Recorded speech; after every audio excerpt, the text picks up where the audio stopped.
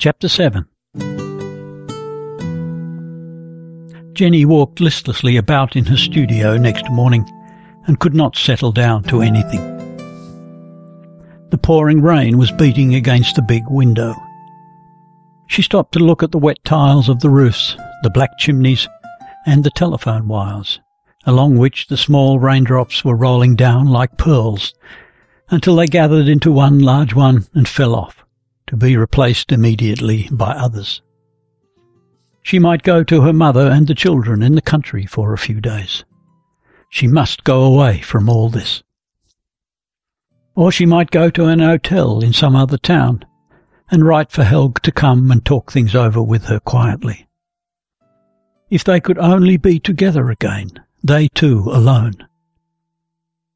She tried to think of their spring in Rome, of the silvery haze over the mountains, and of her own happiness in it all.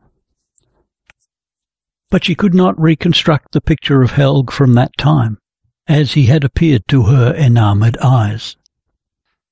Those days seemed already so far away.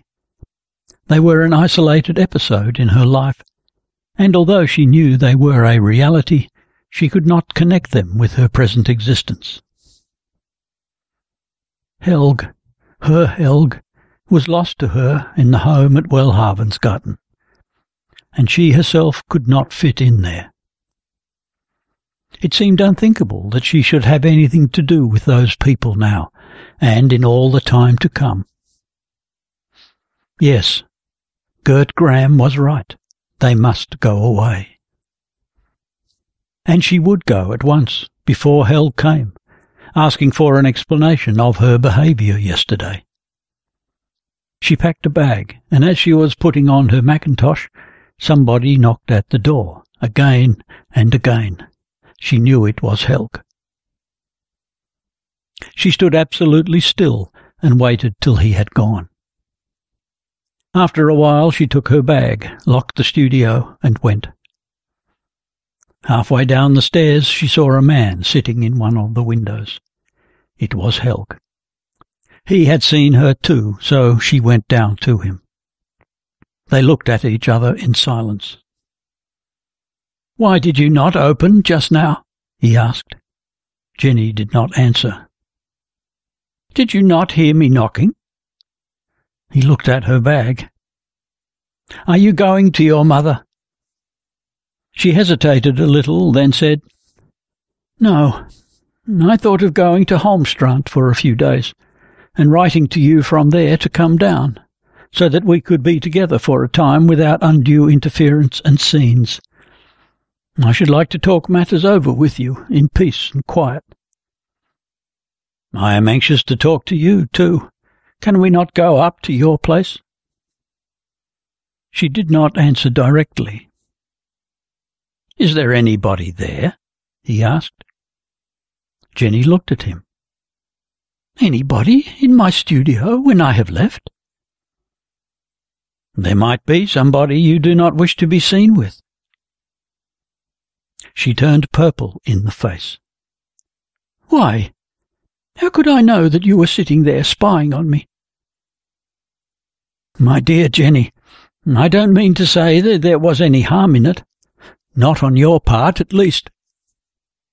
Jenny said nothing, but went up the stairs again. In the studio she placed her bag on the floor, and without taking off her things, stood looking at Helge while he hung up his coat and put his umbrella in the corner. "Father told me this morning that you had been to the office, and that Mother had been below in the street." "Yes, it is a peculiar manner you people have, of spying, I mean. I must say I find it hard to get accustomed to it." Helge turned very red. "Forgive me, Jenny. I had to speak to you, and the porter said he was sure you were in. You know very well that I don't suspect you." "Really? I hardly know anything," she said, overcome with it all. "I cannot bear it any longer, all this suspicion and secrecy and discord.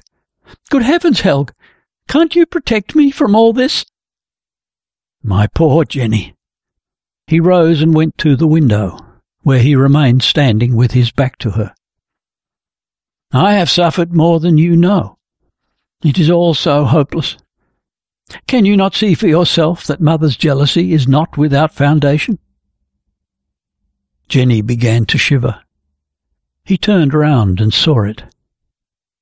"I don't believe father is aware of it himself. If he were, he would not give in like that to his desire to be with you. But he told me himself that we ought to go away from here, both of us. I'm not sure that your going away now is not his idea too." "No. I decided myself to go to Holmstrand, but he spoke to me yesterday about leaving town when we got married." She went to him and put her hands on his shoulders. "Dearest, if it is as you say, I will have to go away. Oh, Helge, what shall we do?" "I am going," he said abruptly, lifting her hands from his shoulders and pressing them against his face. They stood a moment in silence.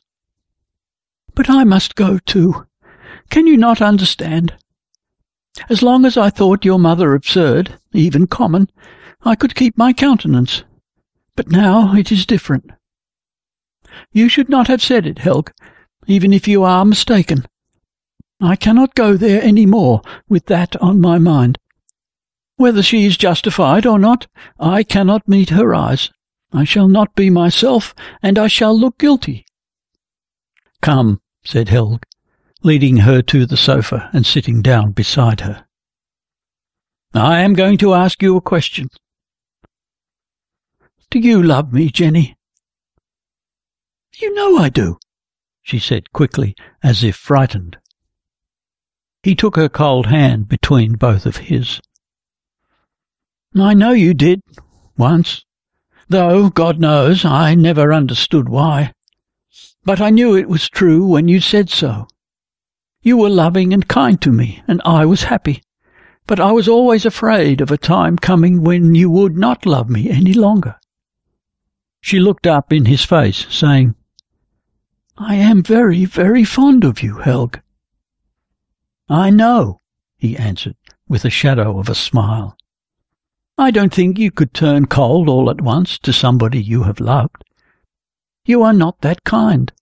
I know that you don't wish me to suffer, and that you will suffer yourself the moment you understand that you don't love me any longer. I love you above everything." He bent his head in tears. She put her arms around him. "Helge, my own darling boy." He raised his head and pushed her gently away from him. "Jenny, that time in Rome I could have made you mine. You wanted it yourself, for you believed that we could only find happiness in a life together. I was not so sure, I suppose, as I did not risk it. But here at home I have been wanting you more than ever. I wanted you to be mine entirely, for I was afraid of losing you. But I saw you were frightened every time you understood that I was longing for you." She looked at him in awe. Yes, he was right. She had not wished to admit it, but it was so. "If I asked you now, this moment, would you consent?" Jenny moved her lips. Then came a quick and firm, "Yes." Helge smiled sadly, kissing her hand. "Gladly, because you wish to be mine? Because you cannot conceive of any happiness unless you are mine, and I am yours? Not only because you want to be kind to me, or don't want to break your word. Tell me the truth." She threw herself down on his knee and sobbed. "Let me go away for a time. I want to go up into the mountains. I must recover myself. I want to be your Jenny as I was in Rome. I do want it, Helge, but I am so confused now. When I am myself again, I will write you to come, and I will be your own Jenny again, yours only." "I am my mother's son," said Helge quietly. "We have got estranged from one another. Will you not convince me that I am everything in the world to you, the only man, more than anything else, more than your work and your friends, to whom I felt you belonged more than to me, just as you feel a stranger among the people I belong to? I did not feel a stranger towards your father. No, but my father and I are strangers to one another. There is one interest, your work, which I cannot share with you completely, and I know now that I should be jealous of it. You see, I am her son.